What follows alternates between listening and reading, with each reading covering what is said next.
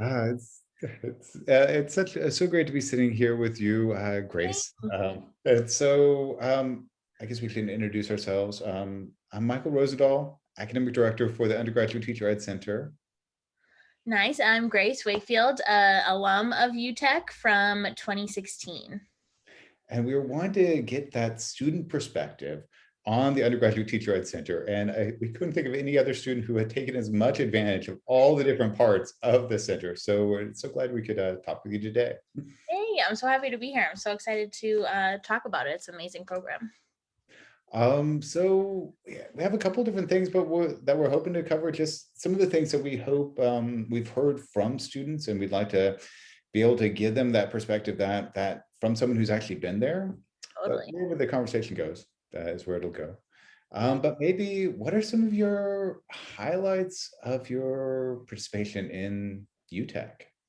So many. I think the two biggest highlights for me is like the community that I got out of participating in UTEC in the dual degree program. I kind of left the program with this amazing community of advisors and mentors, and then other colleagues who I like still reach out to today. Some who I'm teaching with in the same school, who I learned how to teach with and I'm now teaching with. And then others who are like always there if I need support or help, or see each other at professional developments in the district. And having that community to kind of grow and teach with was really, really important to me. So that was definitely a highlight. And then the other major highlight for me was being able to do everything I wanted to do and everything I needed to get out of a college experience while still being in a specialized program. I got to study abroad, work, research, do a minor,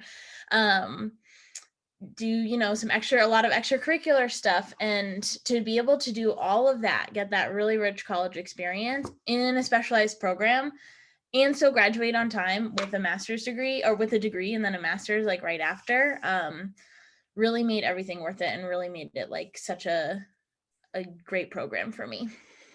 Those two elements you bring up, that all around learning, that cura personalis, that is Yeah, just that's one of those core things that gets me so fired up, and at the core of our program, and that sense of community, a community which is in absolutely. school and extends beyond school into the profession. Those are, yeah, that gets me fired up. So maybe if that's what students are looking for, maybe you can describe some of the ways that you've gone through the process. And so you moved to SF from Mhm. Massachusetts. So you were coming across the country. And so how was it coming to San Francisco as a student? Yeah. Oh, baby. I actually turned 18 like the week I moved into my college dorm. So I remember like being in high school and I was super ready to just experience somewhere very different from New England, like new places, new people, new adventures. And San Francisco like was that place for me. I really thought it was that place for me. And when I got here, I just fell in love with the city, with the school, with the program, from your class, the history and the culture and the people and places of San Francisco. Um, I remember just like getting here and my brain was kind of like on fire, exploding all the time with these new ideas from my classes, but probably equally from the city itself. There was just so much to learn and see and be, and I was really excited to be in California. No, I love that. I remember that you being in my class, that first year seminar, Yeah. that was, I can't believe that was 2012, but Yeah. using the city as a text, like going out and exploring the city, the history of the city, the activism in the city as part of what we're thinking about in our classes, and it getting fired up outside of the classes as well. Lawrence Ferlinghetti, I'm sure you saw, like died a few weeks ago, and I was like, Professor Rosendahl, City Lights, we were there. I've been um, reading yeah. Ferlinghetti poems in my classes, just so Aw, everyone gets a little bit of Ferlinghetti in their ears here. And amazing. yeah. So what was your, from that initial foment, from that initial Yeah. excitement, what was your major, and how did you direct that energy as far as for academic work for your undergraduate side? Yeah. It took me a minute, not gonna lie, to figure out kind of what I wanted to study.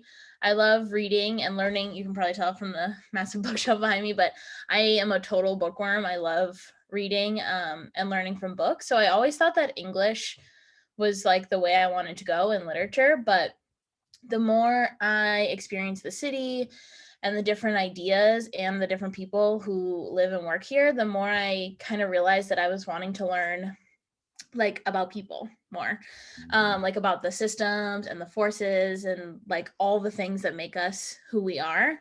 So I switched from English to sociology and got to study the things that really interest me, like race, gender, class, oppression, socialization, and justice. And I think that was what I was kind of seeking in books the whole time, but didn't really find until I found sociology and peace and justice studies.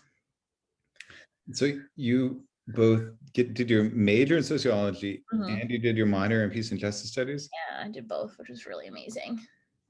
Yeah, and the peace and justice studies minor like exposed me to classes outside of sociology too, like politics, communication studies, which I really love, gender studies, and all of that together contributed to like this sort of kind of like whole new understanding of myself and like all these forces that shape us, and then who I wanted to be like in my adult life and for my future students. So when I switched majors, I was like able to really find a group of people who like thought and learned about like-minded people who like wanted to learn and think about the same things, and that was really powerful. So you feel like that under that broad undergraduate education has still been working through. I mean, you've Yeah, been in the profession now for a while, so do you still feel like that's 5 years. firing you up? Oh, absolutely. Yeah, it shows up in my work all the time. And it did when I was taking grad classes too, like for the credential. I know on paper it seems like a lot to like be taking a whole course load of undergraduate classes and a whole course load of graduate classes at the same time. But in hindsight, I'm like, so, I mean, even when it was happening, but definitely in hindsight, I was really, really glad that I did. Um, because I was able to like immediately take everything I was learning and understanding in my undergraduate classes right with me to night grad classes. And I think it made me, no, I know it made me like a much better teacher education candidate and future teacher. Because I was able to learn like way more deeply about things, like learn about intersectional feminism in my politics classes during the day, and then take those things right into my teacher classes and think about how those like ideals could inform my teaching that night, which was really, really cool. And I got to have a master's degree by 22. So that was a sweet deal. And financially, taking the classes when you're an undergrad, it really gives you a leg up all around. I love hearing that. I think that combination between theory and practice Yeah. and developing that combination between theory and practice over the course of 5 years, that 4 undergraduate years and that graduate year, I just think Yeah. it's one of the real features that makes teachers coming out of our program so strong. Oh, absolutely. I felt ready to like go in and take all of this theory and practice. I think like the number one question I hear in professional developments now is like, well, how do I do this in my classroom like tomorrow? And UTEC, the way it's structured, the way it's organized, like it just gives you so many opportunities for that like praxis and that crossover to help you in the classroom like from day one. Nice. Hmm. Before we jump all the way forward, though, I wanted to circle back because you did take advantage of like every single All possible the things. undergrad. And so, because you also studied abroad, and what was that experience like? And how did you manage to fit that all in? And Oh, take me back.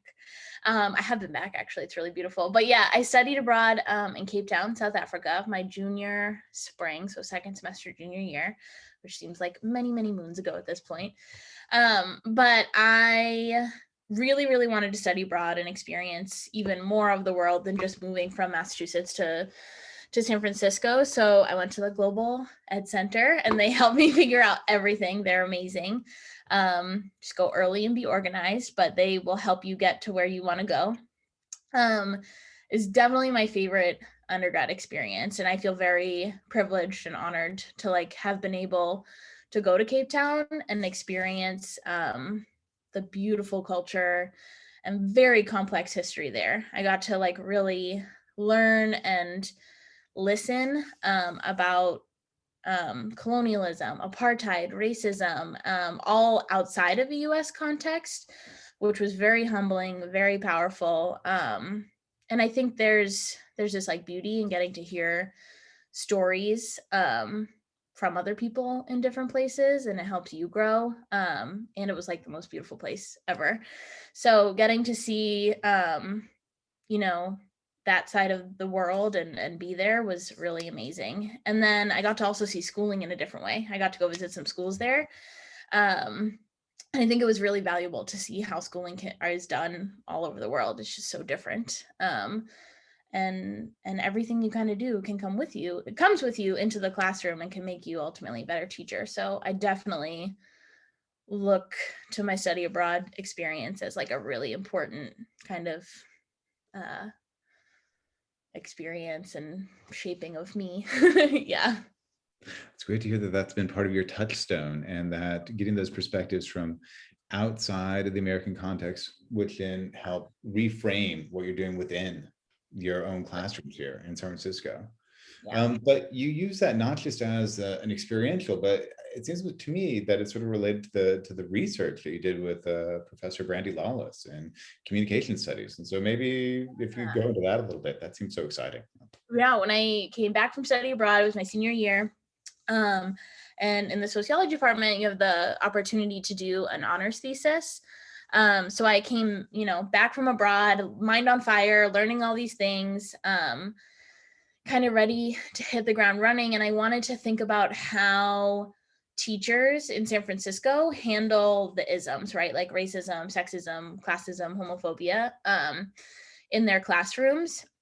And I was able to pick a thesis of my choice and a thesis advisor of my choice who was outside of my major, but because of the minor and because of, kind of the interdisciplinary nature of teaching and learning, I was able to pick a really amazing communication studies professor to help me.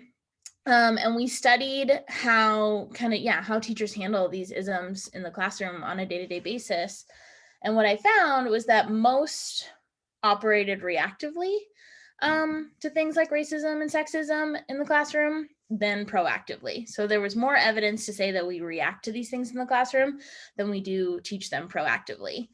And having the opportunity to do that research along with all the coursework in education gave me this super cool insight, I think, into the type of educator I wanted to be, a social justice educator who, practices the values that USF holds and the values that UTEC espouses in all of our work and the School of Ed does, and really with the goal of being more proactive about these things. So recognizing that like when we train teachers or when I was in a teacher education program, like this is a big part of it, right? Like we need to be able to teach these things proactively so that we're not spending all our time reacting to them. And that was kind of like a really good jumping off point for me to almost leave USF and go into the classroom being that kind of educator. But the research was really fun. I love research and reading and writing. So I had a really good time doing that and was very lucky to have Brandy to help me. No, Brandy Lawless is just, she's marvelous. And so she's chair of communication studies right now. But just that combination, that really thick combination of all these different strands that come together as a whole person, they then bring into your teaching. That is just so the embodiment of the hopes and possibilities that where you're bridging between the undergraduate, the graduate, the theory and the practice, self-development and understanding the world, the care for others and the development of self, all these things flowing together. Yeah, and I really can't think of another program like besides UTEC that really makes all of these things possible. I know I would have been a very different teacher and a very different person probably if I hadn't gone through UTEC and done dual degree and did the 5th year. It makes it so all of that can come together, and without it I don't know what I would have done. Honestly. Well, this is part of what you were doing, I just want to, like I said, I want to rotate back around to some of the other things that you're up to. And another thing that you did is that you were also a liaison to the CTC, to the California Teacher Credentialing Committee. So while you were an undergraduate and then on to being a graduate, you were a representative on this statewide board, which is about credentialing in general. And so maybe you can talk a little bit about that experience as well. Yeah. So I remember Mary had emailed me when I was abroad, and the time difference is like 10 hours. So I woke up to this email from Mary being like, you need to apply to the CTC. They have this liaison position open, and you would get to represent all teacher education candidates about credentialing. And I remember like furiously typing my essay and being so excited about it because it was such such an amazing opportunity. And I felt super honored to be chosen when I like was giddy almost. But it really was an honor to be able to represent myself and all teacher ed candidates from California on the CTC, because I think education policy, especially with how we're trained, is it can be, confusing, it can be complicated, and it's kind of like way up here when we're down here doing the teaching. So having a voice in those policy decisions about how teacher education candidates are prepared to be teachers was this whole other side. And to see the link of like how we're trained, how it affects us, and then how it ultimately affects our students was kind of like this whole big circle view of learning and teaching that I think is really important that we have a say in, right? Because we're such a big part of that cycle of learning and teaching as educators. So I got to see kind of how those decisions are made, got to share my voice, had the privilege of getting to speak for other candidates. And it was a really amazing learning opportunity. No, I mean, all those different elements of your own grounding in that undergraduate, that knowledge base, the professional development, and engagement with the credentialing. So you're Yeah. thinking about the institutional context, the statewide context in which this takes place, the policy context. And I think that all those strands have, in different ways, informed your teaching as you've been in the field. And you've taught at Bret Harte. And maybe you can talk a little bit about on the other side, what has it been like actually being a teacher? What are some things that stand out about your teaching? I love my job. I really do. I feel very lucky to be able to say that. But yeah, so I graduated from the 5th year, during my 5th year, did a residency program at Bret Harte, the school I'm working at now. And I was hired right into the classroom that I was student teaching in, which is really cool. And I just love the community of people that I work with, the community, the students, and the staff. We have a really, really wonderful group, and I was really drawn to that. So I taught 5th grade for 3 years and then wanted to switch it up and really focus on literacy. So I moved down to 1st grade 2 years ago, and I've been teaching 1st grade and loving it. I love the littles for the last 2 years, and it was a really great move for me.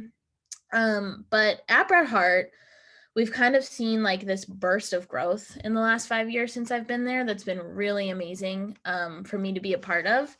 We have this team now who we really love to problem solve. We really love to grow, and we're kind of all about transforming as a community, transforming our culture to be more restorative, transforming the academics to be rigorous and culturally responsive. And I feel like our principal really supports teacher leadership. So he's really supportive of teacher ideas and teacher-led learning. So that's been really cool for me to be a learner in my classroom, and then also on staff, leading professional developments, problem solving together on teams. And we're really starting to see kind of the benefits of that pay off as a staff culture, but also our students are growing and doing really amazing things because they're so brilliant. So yeah, I love my Bret Harte fam and the school.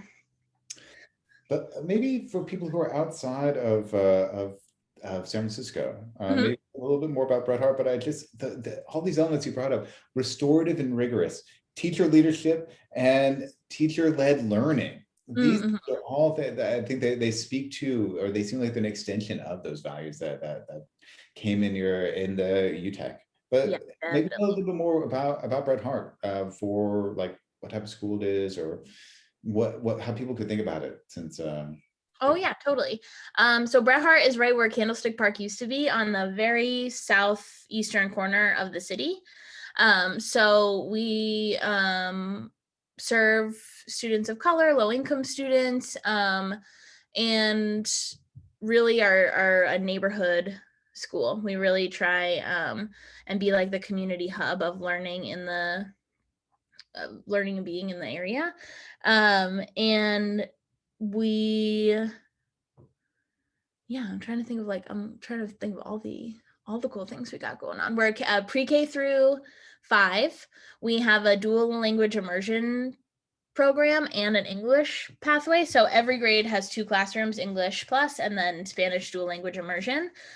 So there's just such a rich diversity of cultures and languages that kind of all come together in our one space. And we have a pretty big staff. We're lucky. We have like, I think 50 staff altogether, and are, yeah, really trying to do cool new things like teaching through problem solving and different curricular changes, but also different kind of organizational leadership and culture changes as well. So yeah, that's kind of how I would describe what we got going on. Okay, well, that was just a quick like arc Yeah. from showing up in San Francisco back in 2012 to your I'm teaching now. But I don't know if you have any thoughts or recommendations for students who are thinking about either going into teaching or going into UTEC. Come check it out, please. It's once you're here, you have amazing advisors, amazing mentors who will get you where you need to go, whether that is in the classroom or it's not. If you come and show interest and show up kind of ready to do the work, you will find kind of where you need to be. And Professor Rosendahl and Mary and all the folks at UTEC are there to get you where you need to go. So definitely check it out. There's a lot of uncertainty in the world right now, to say the least, and just like a lot of craziness. So to be able to go into a program where that is like eliminated and you have a path and you have people and you have community, I think really makes all the difference, and is such an amazing gem of USF, honestly. Yeah. On that note, we should probably end it there, I but know. But in this definitely, teachers, come teach. But this is just one conversation of many ongoing. So looking forward to many more conversations with you. And yeah, well, thanks so much, Grace. Really appreciate Thank you. It was great to talk with you. Talk to you soon. it. Talk to you soon. Bye. Hmm.